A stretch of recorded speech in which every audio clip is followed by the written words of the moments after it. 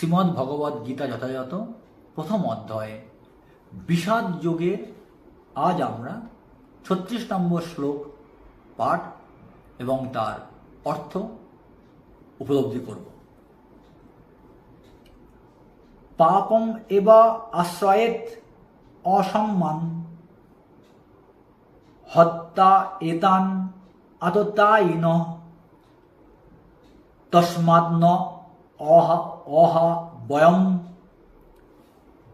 হন্তুম ধাত্র রাষ্ট্রান সবান্ধবান স্বজনং হি কথং হত্যা সুখিন শ্যাম মাধব।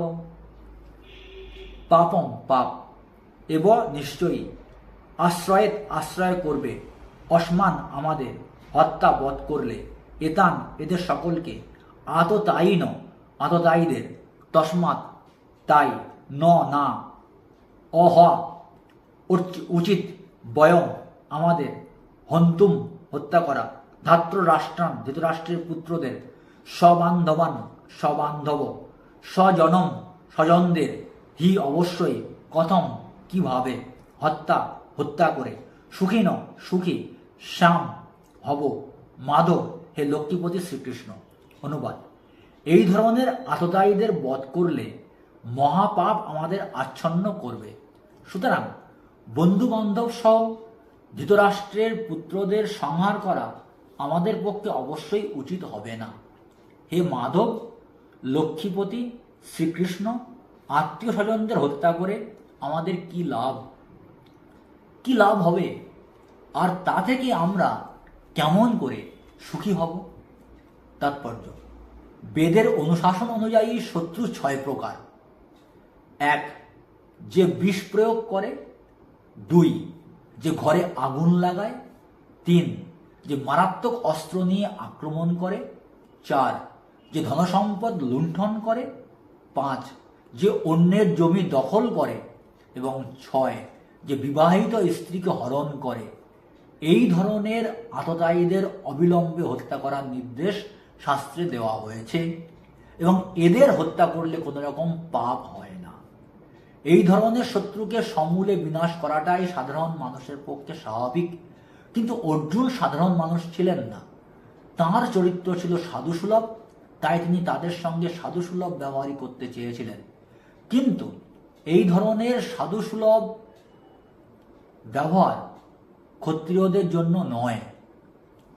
যদিও উচ্চপদস্থ রাজপুরুষকে সাধুর মতোই ধীর, শান্ত ও সংযত হতে হয়, তাই বলে তাকে কাপুরুষ হলে চলবে না। যেমন শ্রী রামচন্দ্র এত সাধু প্রকৃতির ছিলেন যে পৃথিবীর ইতিহাসে রামরাজ্য শান্তি ও শৃঙ্খলার প্রতীক হিসাবে সর্বোচ্চ স্থান অধিকার করে আছে, কিন্তু তাঁর চরিত্রে কোনো রকম কাপুরুষতা আমরা দেখতে পাই না। রাবণ ছিল রামের শত্রু, যেহেতু সে তাঁর পত্নী সীতাদেবীকে হরণ করেছিল এবং সেই জন্য শ্রী রামচন্দ্র তাকে এমন শাস্তি দিয়েছিলেন যা পৃথিবীর ইতিহাসে বিরল।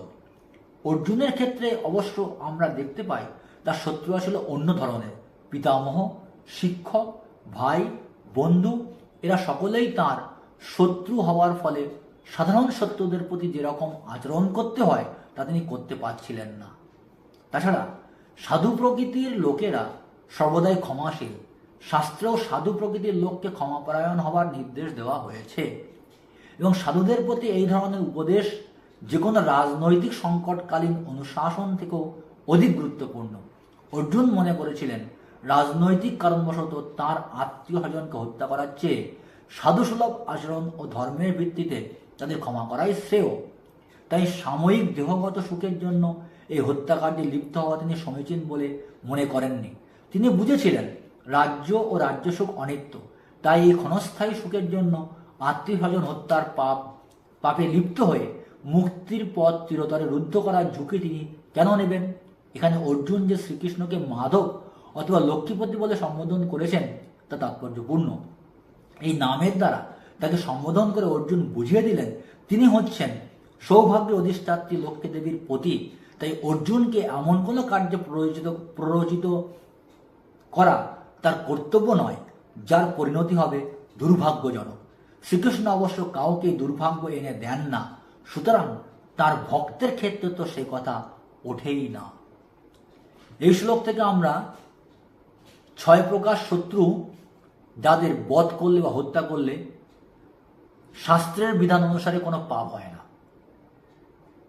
যে ব্যক্তি আমাদের বিষ প্রয়োগে হত্যা করতে চায়, বিষ খাইয়ে হত্যা করতে চায়, যে ব্যক্তি আমাদের ঘরের আগুন লাগিয়ে হত্যা করতে চায়, যে ব্যক্তি মারাত্মক অস্ত্র নিয়ে আমাদের আক্রমণ করতে চায়, যে ব্যক্তি ধনসম্পদ আমাদের লুণ্ঠন করতে চায়, যে ব্যক্তি আমাদের সম্পত্তি বা জমি দখল করতে চায়, আর যে ব্যক্তি আমাদের বিবাহিত স্ত্রীকে হরণ করতে চায়, এই 6 প্রকার ভিন্ন অপরাধী ব্যক্তিকে যদি আমরা হত্যা করি, তাহলে দেশের আইন অনুযায়ী হয়তো আমাদের জেল খাটতে হবে, দেশের সংবিধান হয়তো অনুমোদন করবে না, কিন্তু ভগবানের আইন অনুযায়ী আমাদের কোনো পাপ হবে না।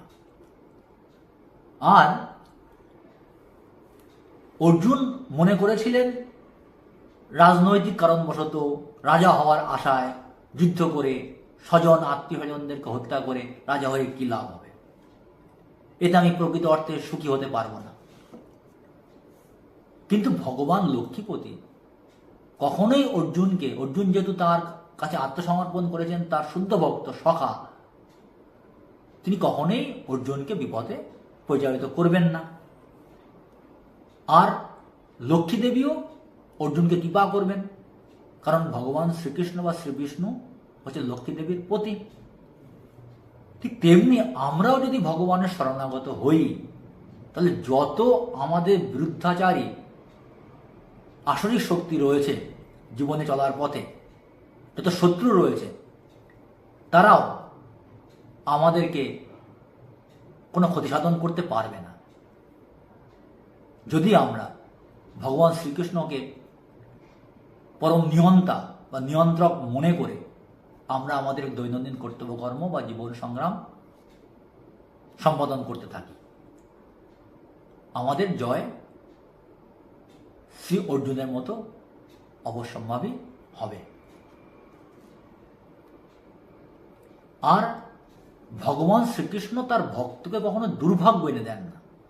এই শ্লোক থেকে আমরা শিক্ষা পাই, ভগবান সর্বদা তার ভক্তদের সৌভাগ্য এনে দেন। এটি হচ্ছে এই শ্লোকের শিক্ষা।